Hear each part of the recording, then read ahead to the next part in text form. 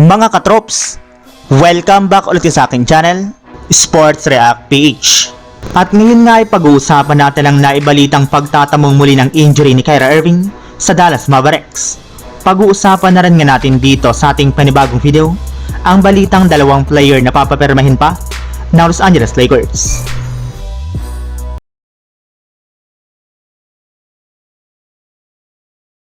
Hirap pa rin nga po talaga mga katrops ngayon ang Dallas Mavericks na manalo sa kanilang mga nakalipas na laro, since sinasamantala nga po talaga ng kanilang kalaban ang kawalan nila ngayon ng isang legit na center na puprotekta sa kanilang frontcourt, sa pagkawala pa rin dito ni Anthony Davis, Daniel Gafford at si Derek Lively II. Hindi rin naman nga po nagiging sapat ang kanilang mga ginagamit ngayon na big man, kaya kayod kalabaw nga po talaga ngayon ang kanilang superstar na si Kyrie Irving na todo ang ginagawang effort para mapangunahan lamang ang team sa kanilang opensa.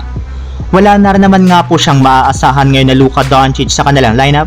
kaya almost 100% nga po ng kanilang mga ginagawang play ay nagsisimula sa kanya. Ibig sabihin,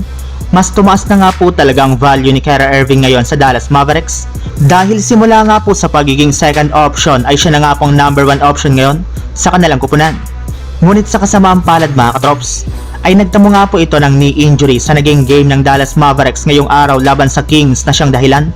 bakit maaga siyang umalis dito.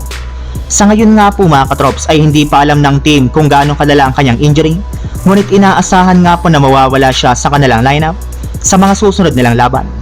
Samantala, punta naman tayo sa ating sunod na pag-uusapan sa balitang dalawang player na papapirmahin pa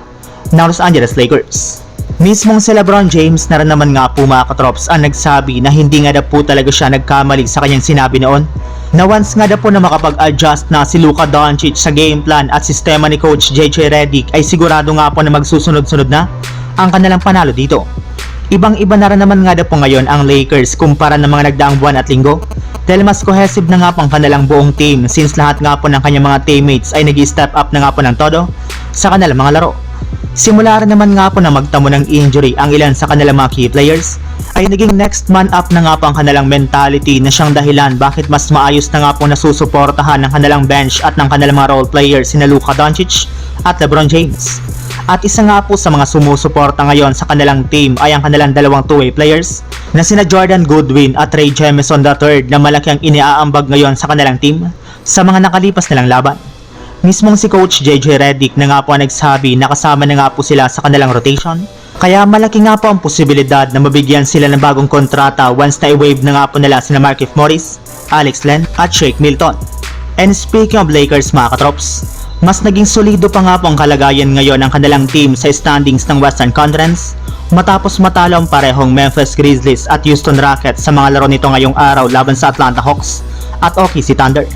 In fact, dahil nga po sa pagkatalo ng mga ito ay umabot na nga po sa 1 game ang kanilang kalamangan sa top 4 na Memphis at umakyat na rin naman nga po sa 1.5 games ang kalamangan nila sa top 5 na Houston Rockets. Sa madaling salita,